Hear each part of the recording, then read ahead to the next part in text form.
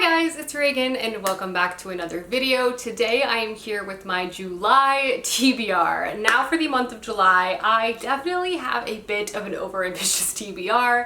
There are so many books I want to read and I'm definitely deluding myself on how much time I feel like I'll actually have to read, given I'm moving at the end of the month and there's just a lot of things I need to accomplish before I pack up my life and move across the country. But you know what?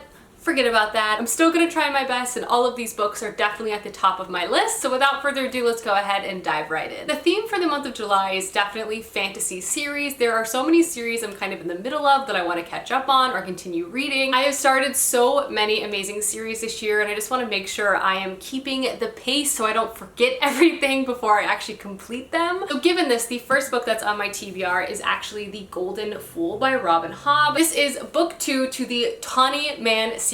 For some reason that word is so difficult for me to say, but this is the third trilogy within Robin Hobb's world and I am like a Robin Hobb stan account at this point. I love all of her books, I love all of her characters, and I really loved Fool's Errand, which was the first book within this trilogy that I read earlier this year. I do not want to forget what happened in that book, so I need to continue on. I definitely plan to at least finish this trilogy and start the fourth one before the end of this year. So given that, I need to start this month, but the third trilogy basically follows Fitz and Fool as they're going on a journey and a quest together. Fitz, of course, is the primary main character of the Farseer trilogy. We left him a bit in the second trilogy, but we are now back, and many years have passed since the events of the first book. But a lot of the political and magical issues have continued to fester within this land, and we follow Fitz and the Fool as they kind of try to save the kingdom once again. This is such an emotional journey. I love these two characters so much. I love their interactions, I love their conversations, and I just want Fitz to live a happy life. Like,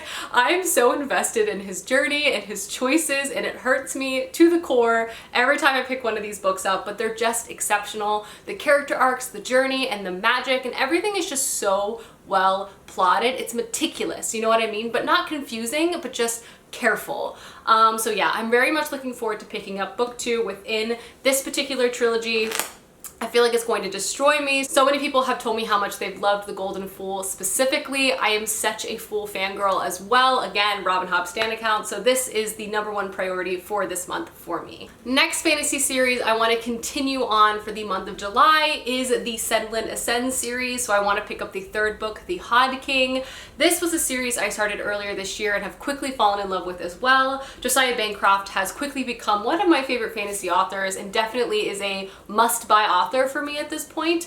But if you haven't heard, the first book within the series is called Senlin Ascends, and it essentially follows our main character Senlin. He has dreamed of traveling to this mythical Tower of Babel his entire life. This tower is ginormous, full of so many different floors, so many different powerful individuals kind of controlling the interests of this tower, not to mention millions of people kind of surviving and living within this place as well. His dream finally comes true as he and his new wife travel there for their honeymoon. Unfortunately though, he loses his wife at the beginning of book 1, and so begins his journey through this tower in hopes of trying to locate her. This series is both so clever and so dark. It's full of a cast of characters you will absolutely fall in love with, really centering on a very rootable main character, Senlin. You love him, you root for him, and just his love for his wife and just his overall story and journey is just heartbreaking, just makes you so invested. Not to mention this book is so clever and the writing is really lyrical. It's very, very immersive and just an overall very unusual story. I love it so much. I feel like they're very quick reads and just a fantasy world and setting I've personally never encountered before. I feel like it has a lot of the trappings of like whimsical middle grade, but escalated to a very intense, dark adult fantasy story. So lots to enjoy here, very imaginative, and I can't wait to see what Senlin gets up to in book 3 because things are getting wild. The politics have definitely escalated within the first 2 books. The next book on my TBR is a new release and one I have been dying to read all year long, so I feel like I'm gonna pick it up right away once it comes out, and that is She Who Became the Sun. And this is said to be Mulan meets the Song of Achilles, and it's also said to just be a lyrical, bold, queer imagining of the founding emperor of the Ming Dynasty. I have just been counting down the days for this book. I love fantastical reimaginings of like any historical event. It's just a genre that I cannot get enough of, and the early reviews for this are just so strong. I know so many others out there are really looking forward to this release as well, but I just hope this is beautiful, enchanting. I hope it makes me cry. But yeah, this is definitely a must read for me this month. I have been waiting and waiting for this book to come out, and it's finally here. Speaking of, I can't believe it's July already. I feel like this year is flying by in a way that's making me uncomfortable. Next up is another new release that I have been looking forward to, and that is For the Wolf by Hannah Witten. This is another lyrical fantasy story, but is instead more focused on the fairy tale component. I've also heard that this very much centers a romance, which definitely intrigues me. I've been kind of craving a bit of romance with some fantasy, so I'm hoping this fits the bill. I believe this is a Beauty and the Beast meets Red Riding Hood sort of mashup retelling.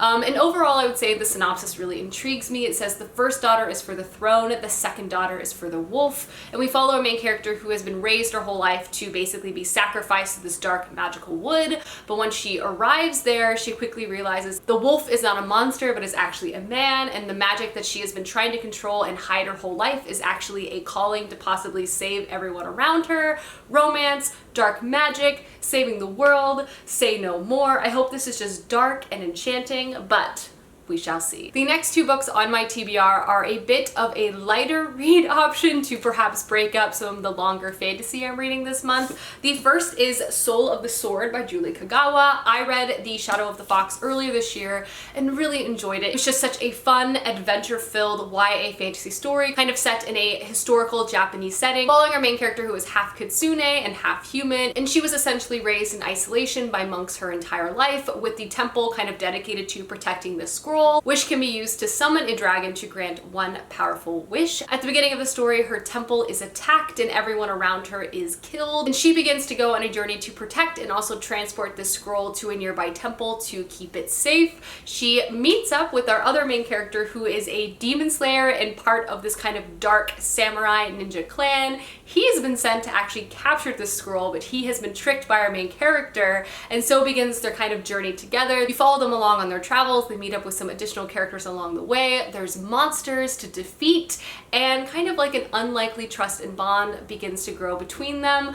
I loved this book. I thought the first book was so charming. I loved the historical setting. I loved the magic and all of the different magical creatures you met along the way, and just the overall camaraderie between our main characters and even the side characters. I found it to just be very enchanting. The first book was so much fun, so I'm really looking forward to seeing how the story continues to expand in book 2. I just love everyone. And the next book on my TBR is a middle grade option. I feel like it's been too long since I've read middle grade, and that is Race to the Sun by Rebecca Roanhorse. I've read 2 other books by Rebecca Roanhorse and absolutely loved them, so I'm really looking forward to picking up her middle grade story, which I've also heard excellent things about. Lately, our main character Nozomi has been able to detect and see monsters, like the man in the fancy suit in the bleachers at her basketball game, who turns out to be her father's new boss at the oil and gas company. However, when she tries to warn her father of this monster who is his boss, he doesn't believe them, but the next day her father disappears, leaving a note for her and her sibling that just says run. From there, Nozomi, her sibling, and her best friend are thrust into a rescue mission. It can only be accomplished with the help of the Daine Holy People, all disguised as quirky characters, and from there, Nozomi, Mac, and Davery have to participate in a set of trials to get the help they need to save their father. I'm a huge fan of mythological retellings. I also love middle grade adventure stories. I've heard excellent things about this particular installment, and in general, I feel like I've never read a bad book under the Rick Riordan Presents umbrella. I feel like there's just so many excellent middle grade stories that are put out, and I can't wait to read them all. The very last book I'm going to talk about, I'm going to keep it brief, and that is, of course, Rhythm of War by Brandon Sanderson. I was able to read Dawn Shard as well as 300 pages of this book in the month of June. Obviously, I have quite a lot of this book left. Both Dawn Shard as well as the initial introduction of this fantasy story, I am really enjoying. I have so much left to encounter, so I don't feel like I can speak on it too much. That being said, I'm hoping to read another decent chunk of this throughout the month of July, and hopefully and likely finish it in the month of August, but I did want to quickly shout that I will be reading this month as well, so yes. Alrighty guys, that is my July TBR. Let me know down below some books you hope to get to this month, as I would love to know, and I will see you guys soon with another video soon. Goodbye!